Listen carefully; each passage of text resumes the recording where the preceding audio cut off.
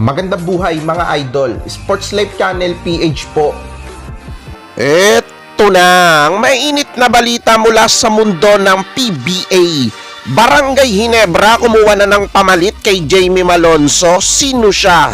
Pero bago yan, huwag niyong kalimutang mag-like at mag-subscribe sa ating channel. Kahapon, inilabas na nga po ng mga taga-Barangay Ginebra ang tunay na kalagayan ni Jamie Malonzo matapos siyang ma-injury noong nakaraang laban ng mga taga-Barangay Ginebra. Ayon kay Coach Tim Gone, bagamat nakaligtas sa kinatatakutang Achilles injury itong si Jamie Malonzo, nadali naman ito ng calf injury na tinatayang 6 hanggang 8 linggo pa rin na mababakante itong si Jamie Malonzo para sa kupunan ng Barangay Ginebra.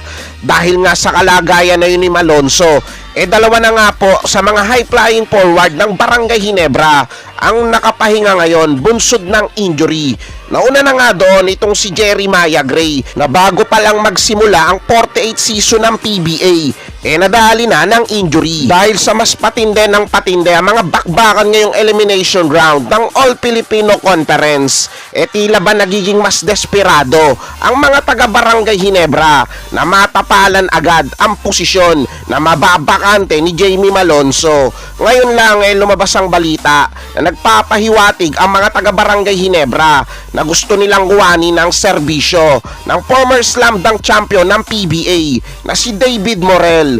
Nga lang may konting problema dahil itong si David Morel galing sa Magnolia Hotshot na sister team ng Barangay Ginebra sa PBA na batay sa rules ng liga. Hindi pinahihintulutan ang direktang pagpapalitan o pagkuha ng mga players sa magkapatid na kupunan. Ito mga boss, batay sa pagkakaunawa ko, mukhang padadaanin yan sa pirmahan. Ipinaalam na nga po ng kampo ng mga taga-Ginebra sa mga taga-PBA ang kagustuhan nila na makuha itong si David Morel at agad naman na nagbaba ng ultimatum ang liga na ipinaabot sa ibang kupunan sa PBA lalo na sa hindi miyembro ng SMC teams na kapag walang kupunan na gustong kumuha o magpapirma ng bagong kontrata kay David Morel hanggang alas 5 ng hapon sa April 23, saka pa lang mapagbibigyan o maiproproseso ang kagustuhan ng mga taga-Barangay Ginebra na makakuha nga itong si David Morel. Magaling at isang solidong player itong si David Morel na ako mismo nagtataka na bakit siya nababangko sa Magnolia at sa kalaunan binitawan pa nga.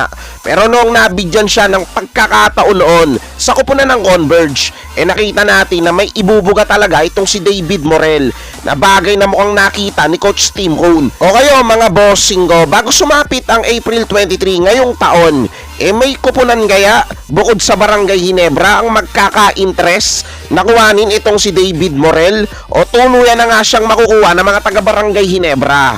O i-comment nyo na yan sa ating comment section. Yan ang mabilis na mga balita natin ngayon. Kung nagustuhan nyo ang aking video, huwag nyo kalimutang mag-like at mag-subscribe. Hanggang sa susunod na sport news.